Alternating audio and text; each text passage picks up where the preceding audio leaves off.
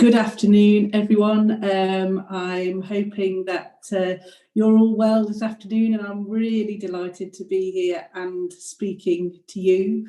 I'm going to speak a little bit about my experience and how my career has progressed so far and got me to the job that I now have, which really is a dream job for me, and some of the things that I've learned along the way, and I hope some of those things are helpful for you. I'm going to try and speak for about 10 or 15 minutes, and then hope that we can have a really good discussion as well. So please do post your questions in the question area.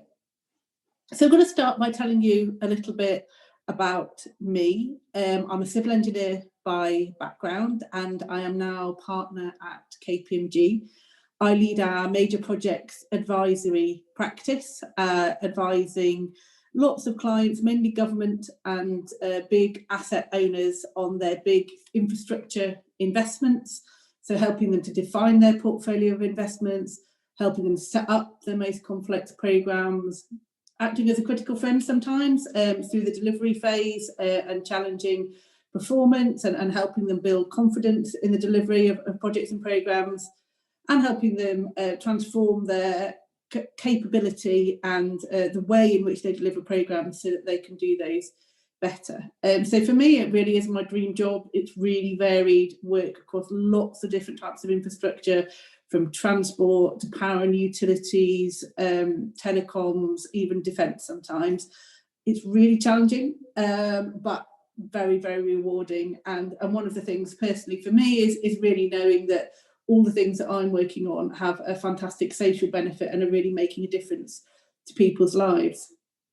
But I guess the thing that makes it most my dream job is that it's also a platform for influencing change. So I have two daughters, two girls, and they're now 13 and 11. The 13-year-old has a birthday tomorrow, so I've been hearing a lot about that. She's very, very excited. But the reason influencing change is so important to me really is for them. So I have a vision for the society I want to live in, and I think some of the infrastructure and the investments that we build are really critical to that. But I also have a vision for the way in which we build it, a way that's socially inclusive, a way that brings diversity at every aspect of the programme, whether it's those of us who are involved in delivering the projects, stakeholders really doing things in a very different way. So for me, the job that I do is a dream job because I get to speak at conferences like this one, like other ones, and really have a platform for starting to influence some of that change. My job isn't always easy, I will admit that, but it is a huge privilege. So I'm going to talk about how I got here. And someone once told me quite a long time ago that a state school northern engineer was never going to make partner in a big four consultancy firm, and really I shouldn't try. And at that time in my career, I was probably 5 or so years into my career, I took that advice. I believed them and I thought, yeah, that's not for me. I couldn't possibly do that. I'll just carry on doing what I'm doing. But fortunately, life has a way of coming around and I got another chance, and I'm going to tell you a bit about what I learned between those 2 points that got me to where I am today. So I think the first thing to say is it wasn't a straight path. There's a great quote from Steve Jobs, and I won't say it perfectly, but he said that careers only make sense looking backwards, when you can look back at the path that you've taken and you can join the dots. And certainly my career is a great example of that. I didn't plan really to get here, but I've made a number of decisions that at the time didn't always seem logical to other people. Sometimes didn't even seem logical to me, I'll be honest. And they have taken me to where I am today. So if you have a really clear destination for your career, that's great. And I'm envious of you, but also I wanted to say, don't worry if you don't, because actually some of the tips I hope will help you to navigate. So my first tip really is to embrace that zigzag. Try not to think of a career as a straight line, actually a series of decisions that you make that take you in an overall direction. And probably it does really only make sense looking backwards rather than forwards. So a little bit about my story. I graduated from university with civil engineering, as I said, and I worked for Balfour Beatty for a while, big tier 1 construction firm. I loved that job. I really, really loved that job. But they were going to send me for my next project for 5 years to a great big tunnel under the Alps, and I didn't fancy that. I didn't fancy that at all. I don't think I'm claustrophobic, but a tunnel under the Alps for 5 years, that wasn't me. So I got another job with Arup, big technical design consultancy, and actually that was a fantastic experience. I worked in the infrastructure team there, worked on lots of projects that no one really knew how to do. And some of those projects were really crazy ideas that clients had, but they were fantastic training because it meant that I really wasn't daunted by anything. So the sorts of examples of projects, some of them got built, some of them didn't. So one was an idea for a 175-kilometre canal in the desert in Dubai to build an entirely new city, bigger than Dubai is now. It was great fun imagining what that might be like. Obviously, really not feasible, but a great project to be working on. Another one was an investor who'd bought a Caribbean island and wanted to spend $1 billion making it into the world's top luxury resort. Again, great fun to go out there into the Caribbean and imagine how that might happen, but that one didn't get built either. And then others that did get built, so LNG terminal in Mexico, lots of mixed-use developments in the UK, and really lucky to have had the experience of lots of different and challenging things.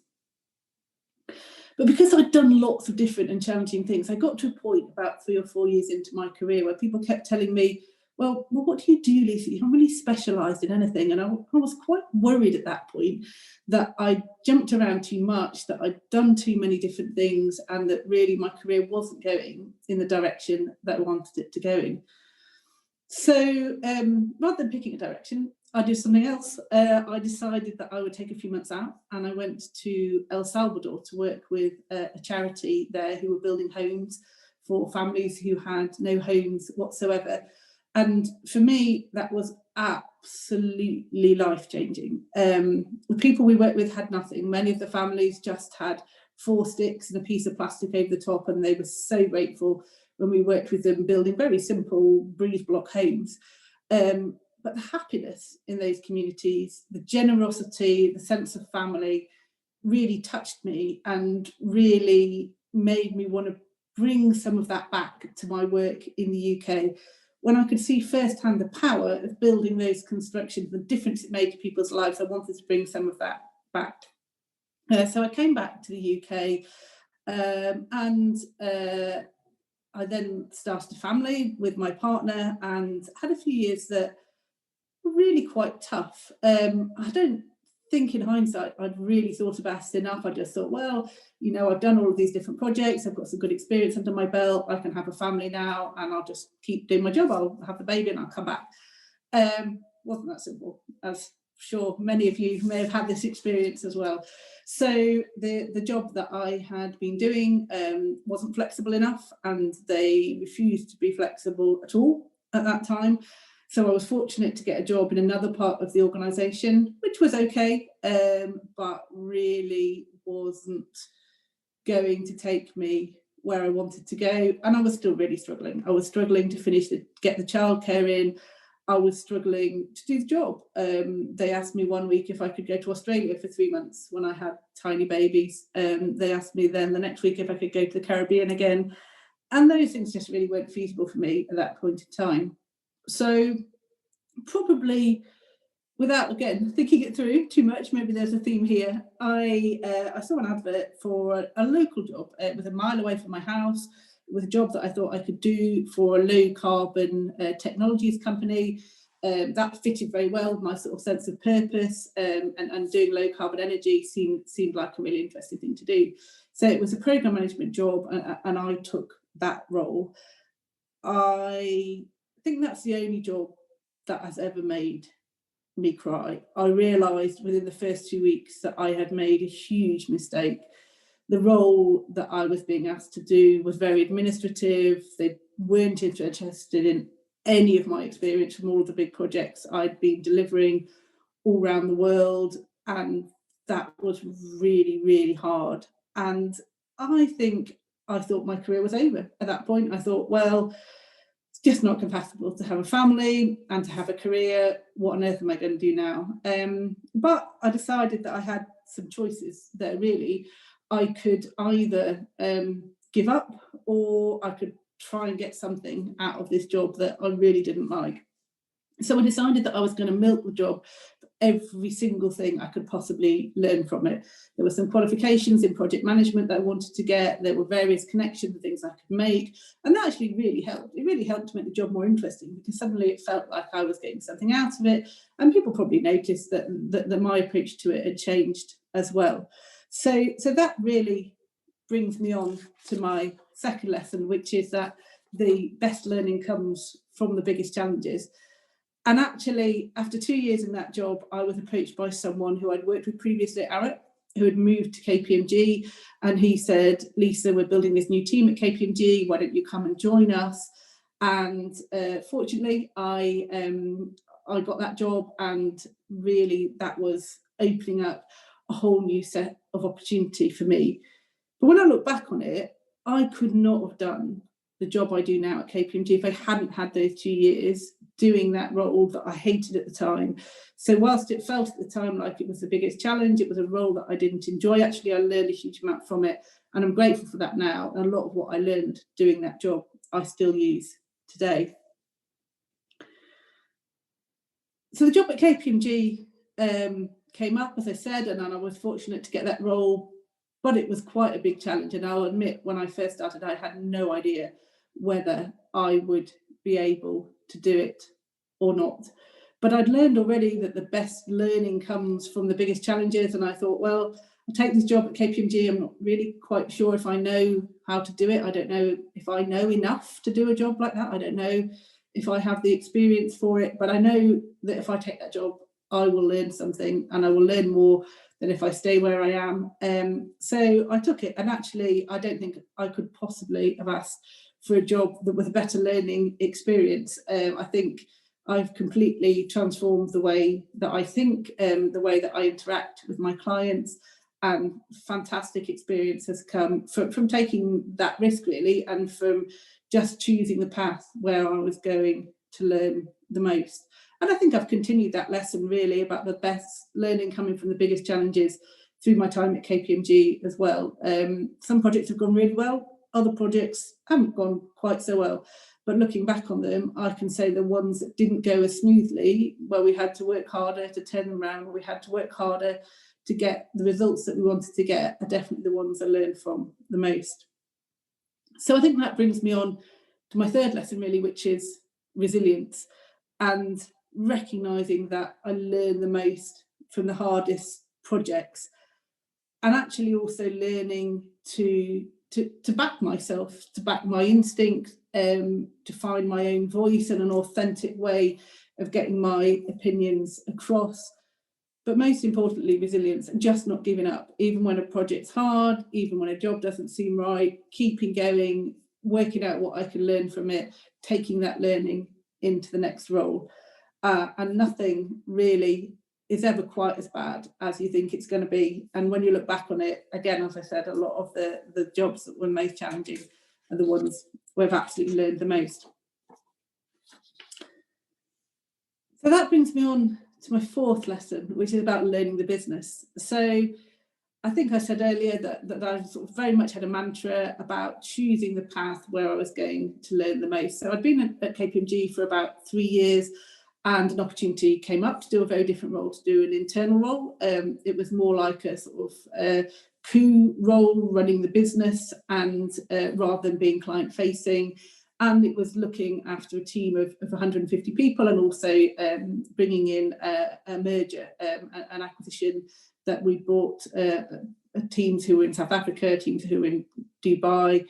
But it was a big risk for me, because at that point at KPMG, I was quite close to promotion to director. I'd built up a good client base, and going to do an internal role at that point was a big risk. And I got lots of assurances that it wouldn't make a difference to my director case, but I think in my heart of hearts, I knew that it would, because promotion to director is very much about having the clients and the client-facing role.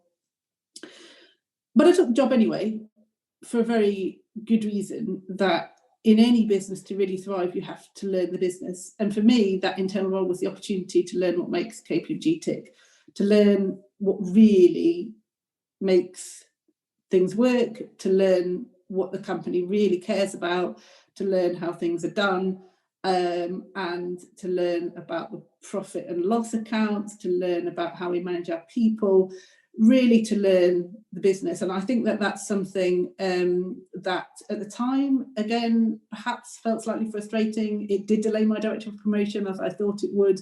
I thought, that was a very frustrating thing, but learning the business actually helped massively accelerate my next promotion. So that would say is a key lesson for me. Take the opportunity to do roles where you get to learn the business, as well as delivering projects and being in the business. So I didn't get the promotion when I thought I deserved it. It was delayed by having taken this internal role, despite all the assurances that I'd had. But that brings me on to my fifth lesson, which is about knowing your value. So I didn't get the promotion and that was delayed, but I did manage to negotiate a pretty hefty pay rise because I'd realised from working in the business what the going rate was for the role that I was doing, for the level that I was operating at. I had a fairly good sense of other roles that were out there in the market, and actually realised that even if I wasn't going to get promoted right now, I still really did need to have a pay rise. So I think that knowing what you're worth and believing it as well, because for me that's definitely been a challenge a lot of the time, is really believing what I'm worth, and making that case to my boss and saying, well, I'm not being promoted right now, and I understand that I need to go back into a client-facing role for that to happen. But actually, I still think that I should be paid more than I am, that I have the data that shows that others in comparable roles are earning more. I feel that I have the value, and really was prepared to look for other roles elsewhere at that point. And that was a good negotiation. It was a good lesson for me, that sometimes even when you don't get the promotion, just being prepared to negotiate and really understanding what I was worth to that business and making sure that I was getting that.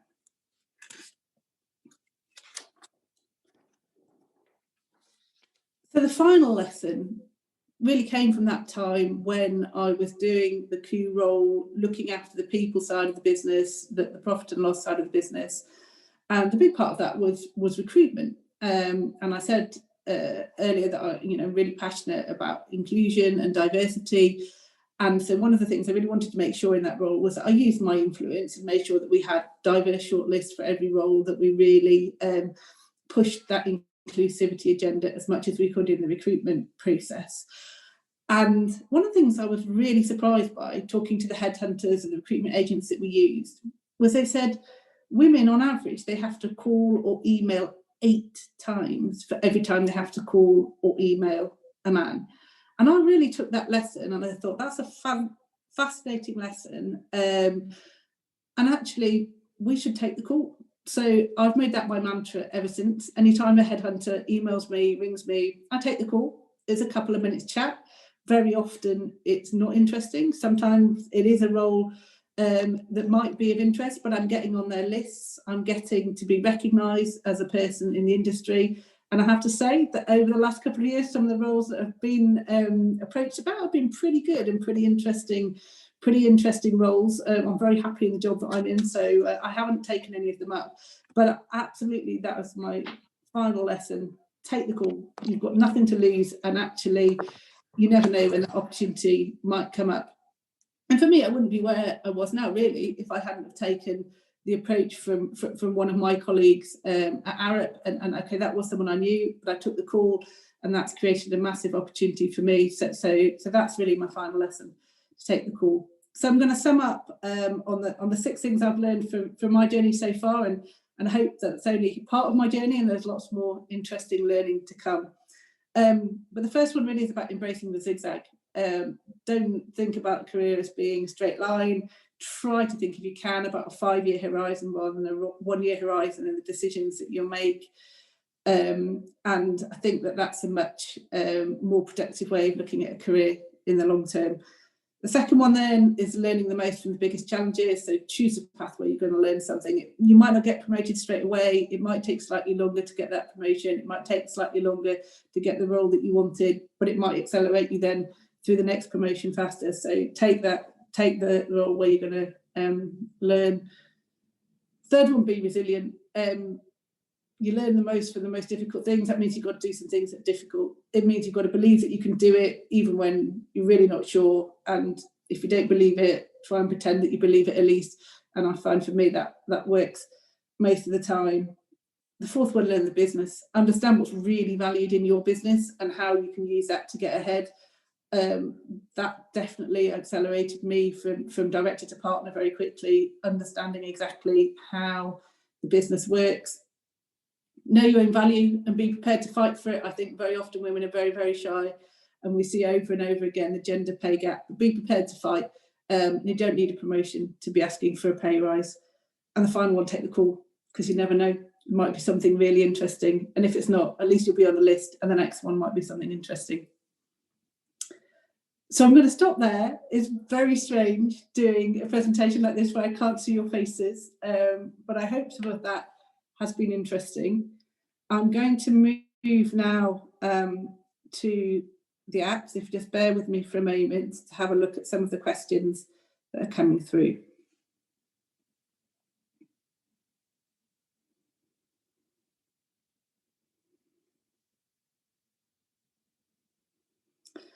Lovely. So we've got a couple of questions here. So I'm going to take the one that's got the most votes first, which is, how do you turn a negative experience into a positive one?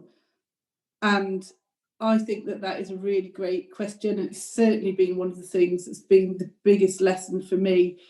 I think it's all in your own head, actually.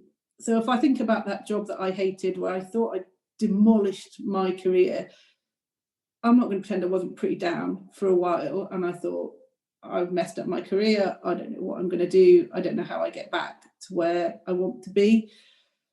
And I can't remember really quite what triggered it, but someone said something that made me reframe that in my head and made me say, well, okay, this might not be the best job for me.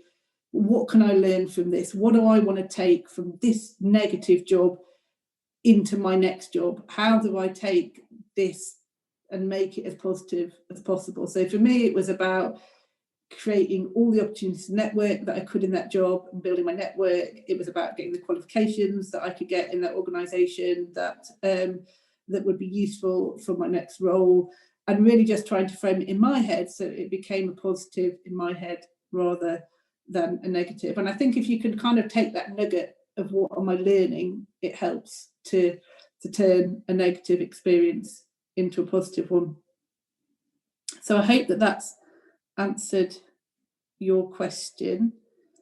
The next question I have here is, how can we create this experience? Which I think is about, how do you create the experience for your dream job? And again, from my personal view, it is just about take the opportunities where you're going to learn something. That is the best way to create a broad range of experience, a sort of experience that means that when you go to your dream job, you're ready and you've got those skills, and you sort of believe in yourself. So really grasp any opportunity to do something that's going to challenge you, that's going to make you learn something that you don't know already.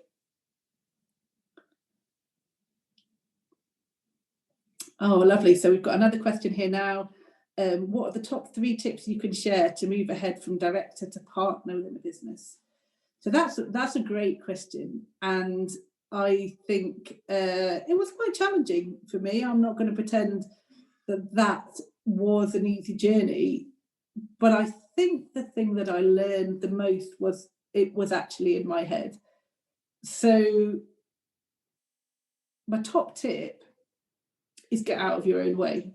And that might sound like a funny thing, because I'm sure you look out there and you go, well, there's all these things in my way and all these things that are blocking me from getting that promotion. But actually what I found was, when I really managed to step back and look at it, a lot of what was holding me back was me. So I had to find my own authentic voice. I had to find a way of promoting myself in a way that felt authentic. I don't like to be someone who's blowing their own trumpet. I like it to feel natural. I like to be authentic with people. So I think getting out of my own way was number one. Number two, finding an authentic way to promote myself. And the way that I found was most effective to promote myself was really about promoting other people. It might sound like a really counterintuitive thing. What I found worked really well was if I send an email out saying I've won this job or I'm doing this job and it's great, that felt really awkward and really tacky. I didn't want to do that. But if I sent an email out about someone in my team and said, the team's won this great job, thank you to this person who's done this bit, this person who's done that bit, this person who's done the other bit, I didn't have to mention myself at all. I didn't take any of the credit. I didn't even say that I'd been involved. And what I found was people would then go, oh, congratulations, Lisa, that's fantastic. Oh, well done. And so I think for me, I found that was a really authentic way to promote myself by actually promoting other people. Third tip around moving from director to partner is about networking. So I don't think I enjoyed networking for most of my career. I found networking a little bit difficult, particularly in the construction industry, where you'd often walk into a room and you'd perhaps be the only woman there or one of very few. You have groups of men standing around. Often they have a tendency to stand in a very closed circle, so there's not an obvious space for you to step into if you don't know anyone. And I found that really quite challenging. And I learned a great tip, which was not to be thinking about networking as something that I was going into because I wanted to take something. Because I think in my head I'd thought networking was about I go and meet some people and then somehow I get something from that network. And the tip that I was given, which helped unlock it in my head anyway, was actually just think about what you can give. So go meet people, listen to them, ask them about what's top of their mind at the moment, what the things they're having challenges with, and then offer to do something for them. So nothing about me, just what can I do for you? So say, oh, I know that someone at this other company has that challenge. How about I connect the two of you and you can have a chat about it? Or I know that my company's got some thought leadership on that. We've written some papers about it. How about I send them to you? Or I read something about that a few weeks ago. How about I send you some links? And actually found that sort of paying it forward attitude made networking feel a lot more comfortable for me, and actually was much more successful as well in terms of building relationships with people. So I think those are probably my 3 top tips.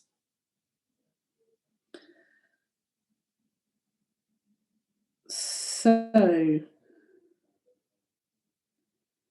another great question here. Is there anything you would have done differently earlier on in your career, knowing what you know now? What would you tell your younger self? So the honest answer to that is lots. We only learn by looking backwards. But I think I'd tell my younger self to believe in myself more.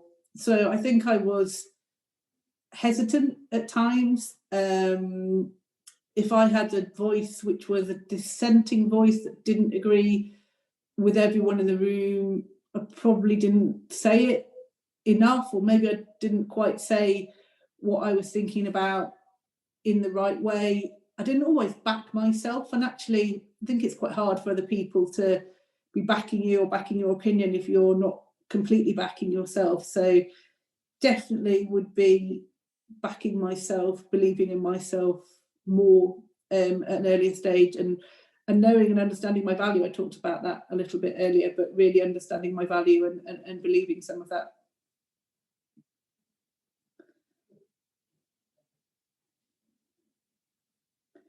So another good question here. What form of networking do you prefer, and what platforms did you and do you use? So I think there's lots of different forms of networking. I think for me, what's really interesting is in this current environment, it's actually much easier to network, I think, than face to face. You don't have to walk into a room with lots of strangers and try and break into one of those closed groups of conversation. Actually, with online events, there's lots of opportunities to talk to people and to build relationships. Reach out after events like this and follow up on LinkedIn or on Twitter.